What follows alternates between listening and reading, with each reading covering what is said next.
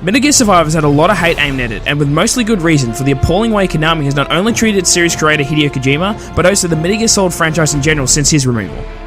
That being said, their corporate appearance does not apply to all the game developers working there still, so I was willing to give the game a chance in the open beta available from January 18th to the 22nd. It's a bit of a mixed bag, but I can most definitely say there is a competent game here from what I've played that isn't close to the cash grab disaster that was Umbrella Corps.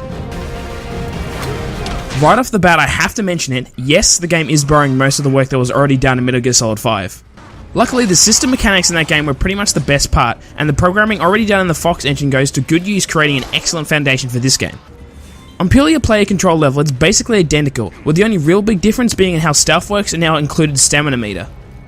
Although it makes sense for the context of surviving, running out of breath quickly becomes an annoyance, limiting how much resources you can scavenge, as did some survival features including having to open up a menu to heal specific wounds. Stealthily killing a target is still fun to do in this game, however removal of the quick reaction when spotted mechanic and just the random wandering of enemies make it a rare occurrence that mostly isn't worthwhile. You face zombie-like creatures that actually have a fair amount of variety, from just the typically stumbling grunts to ones that will explode or hunt you down leaping from location to location. They all have their own noteworthy tactics that make them a threat to deal with, but pretty much every zombie enemy has an obvious glowing weak spot that makes it easy to quickly take them out, provided you have the arsenal to do so. As the game's title suggests, surviving is your ultimate goal, and that involves defending specific points by crafting walls, traps, or weapons using resources you gather. Following a horde-based approach, there are 3 ways of increasing difficulty, and in between each wave you have time to gather more resources and build up your base before the next attack. It's a tried and true formula, and the game's beta included enough variety in its weapons, defense, and character upgrade options that I can say there is definitely going to be some fun to be found here, especially for fans of similar games like Fortnite.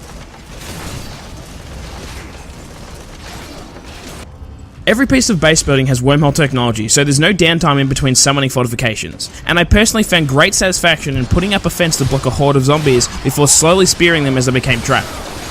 The AI is perhaps a bit too sticky to the traps you set up, but it mostly works in the game's favour to make obstacles work as not only a planned fortification, but also a weapon. Even if you get overrun, the points you're defending is capable of killing its attackers, and also create some great visual moments where you are completely overrun, only to find the wave time run out and all enemies explode.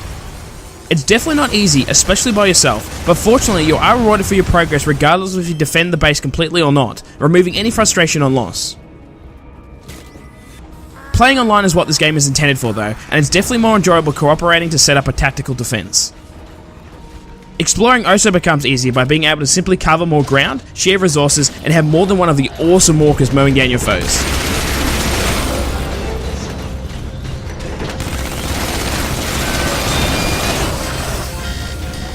The waiting lobby is even amusing, with an unlimited amount of any item, giving an unrestricted sandbox to play around in with your friends.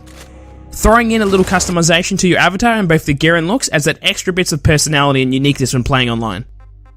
If the beta is any indication, I feel the game will be something worthwhile, just not for fans looking for the next Metal Gear game. There are elements here, with the environments, visuals and physics feeling almost a copy and paste from MGS5, however the core tactical espionage component plays no part.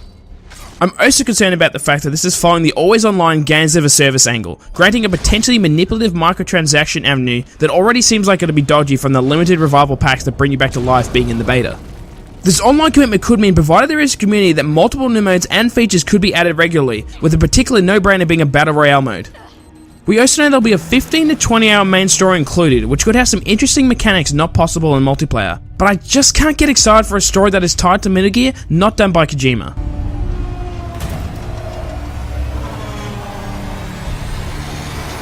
As a whole, I did have fun playing the Metal Gear Survive beta, but I think it'll quickly become repetitive and I can't find myself recommending it in general. If you like horde or resource-based survival games, then you'll most certainly find a technically sound game that can keep your interest, especially if Konami constantly updates and evolves its community, even if it uses the Metal Gear name only its literal assets as opposed to what it actually is. Thank you so much for watching, and if you enjoyed this look at, then please check out our other videos for more gaming and geeky content.